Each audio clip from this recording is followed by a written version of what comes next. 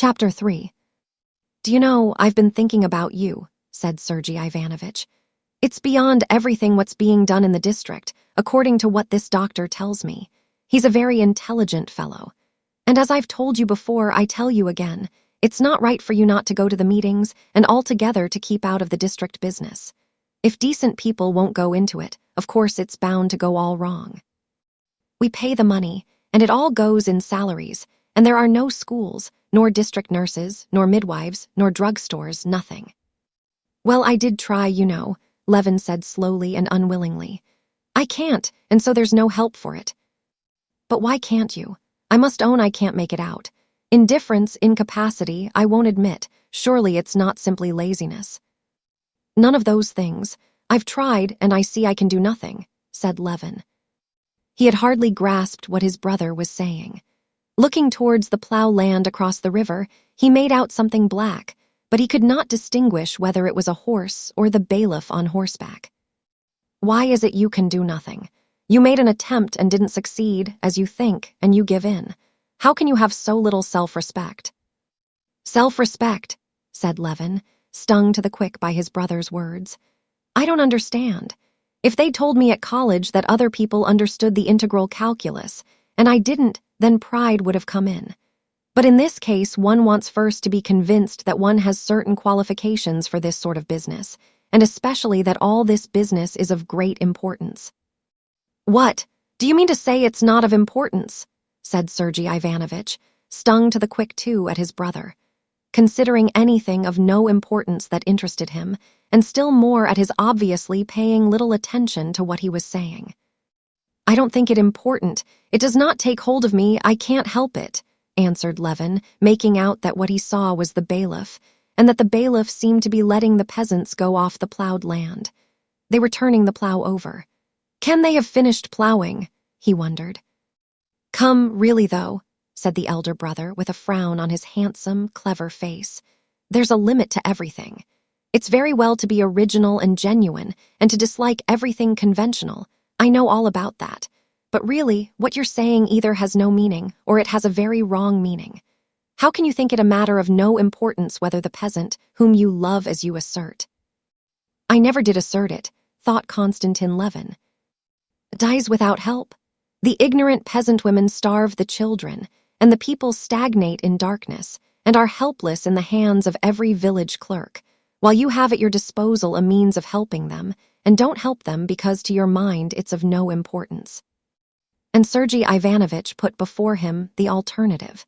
Either you are so undeveloped that you can't see all that you can do, or you won't sacrifice your ease, your vanity, or whatever it is, to do it. Konstantin Levin felt that there was no course open to him but to submit, or to confess to a lack of zeal for the public good. And this mortified him and hurt his feelings. "It's both," he said resolutely. "I don't see that it was possible." "What? Was it impossible, if the money were properly laid out, to provide medical aid?" "Impossible as it seems to me. For the 3,000 square miles of our district, what with our thaws, and the storms, and the work in the fields, I don't see how it is possible to provide medical aid all over. And besides, I don't believe in medicine." "Oh, well, that's unfair. I can quote to you thousands of instances. But the schools, anyway." "Why have schools?" "What do you mean? Can there be two opinions of the advantage of education? If it's a good thing for you, it's a good thing for everyone." Konstantin Levin felt himself morally pinned against a wall, and so he got hot, and unconsciously blurted out the chief cause of his indifference to public business. "Perhaps it may all be very good, but why should I worry myself about establishing dispensaries which I shall never make use of, and schools to which I shall never send my children, to which even the peasants don't want to send their children, and to which I've no very firm faith that they ought to send them," said he. Sergei Ivanovich was for a minute surprised at this unexpected view of the subject, but he promptly made a new plan of attack. He was silent for a little, drew out a hook, threw it in again, and turned to his brother smiling. "Come now. In the first place, the dispensary is needed. We ourselves sent for the district doctor for Agafea Mihailovna." "Oh, well, but I fancy her wrist will never be straight again." That remains to be proved. Next, the peasant who can read and write is as a workman of more use and value to you.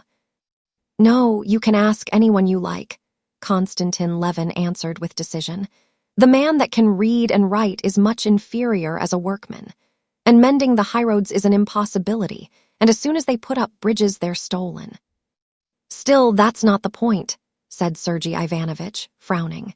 He disliked contradiction, and still more, arguments that were continually skipping from one thing to another, introducing new and disconnected points, so that there was no knowing to which to reply. Do you admit that education is a benefit for the people? Yes, I admit it, said Levin without thinking, and he was conscious immediately that he had said what he did not think. He felt that if he admitted that, it would be proved that he had been talking meaningless rubbish.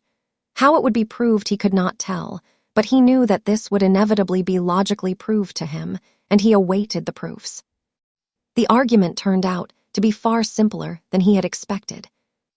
If you admit that it is a benefit, said Sergei Ivanovich, then, as an honest man, you cannot help caring about it and sympathizing with the movement, and so wishing to work for it. But I still do not admit this movement to be just, said Konstantin Levin, reddening a little. What, but you said just now? That's to say, I don't admit its being either good or possible. That you can't tell without making the trial. Well, supposing that's so, said Levin, though he did not suppose so at all. Supposing that is so, still I don't see, all the same, what I'm to worry myself about it for. How so? No, since we are talking, explain it to me from the philosophical point of view, said Levin. I can't see where philosophy comes in, said Sergei Ivanovich, in a tone, Levin fancied, as though he did not admit his brother's right to talk about philosophy, and that irritated Levin. I'll tell you then, he said with heat. I imagine the mainspring of all our actions is, after all, self-interest. Now in the local institutions, I, as a nobleman, see nothing that could conduce to my prosperity, and the roads are not better and could not be better. My horses carry me well enough over bad ones. Doctors and dispensaries are no use to me. An arbitrator of disputes is no use to me. I never appeal to him, and never shall appeal to him. The schools are no good to me, but positively harmful, as I told you.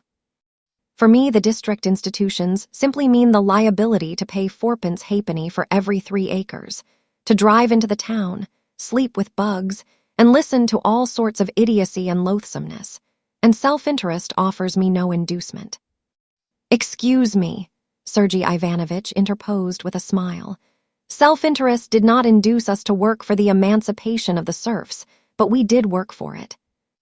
No, Konstantin Levin broke in with still greater heat. The emancipation of the serfs was a different matter. Their self-interest did come in. One longed to throw off that yoke that crushed us, all decent people among us. But to be a town councillor and discuss how many dustmen are needed, and how chimneys shall be constructed in the town in which I don't live, to serve on a jury and try a peasant who's stolen a flitch of bacon, and listen for 6 hours at a stretch to all sorts of jabber from the counsel for the defense and the prosecution, and the president cross-examining my old half-witted Alyosha.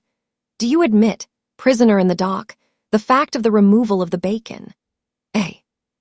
Konstantin Levin had warmed to his subject, and began mimicking the president and the half-witted Alyosha. It seemed to him that it was all to the point. But Sergei Ivanovich shrugged his shoulders. Well, what do you mean to say then? I simply mean to say that those rights that touch me, my interest, I shall always defend to the best of my ability, that when they made raids on us students and the police read our letters, I was ready to defend those rights to the utmost, to defend my rights to education and freedom. I can understand compulsory military service, which affects my children, my brothers, and myself. I am ready to deliberate on what concerns me, but deliberating on how to spend 40,000 rubles of district council money or judging the half-witted Alyosha, I don't understand, and I can't do it. Konstantin Levin spoke as though the floodgates of his speech had burst open. Sergei Ivanovich smiled. But tomorrow it'll be your turn to be tried. Would it have suited your tastes better to be tried in the old criminal tribunal? I'm not going to be tried.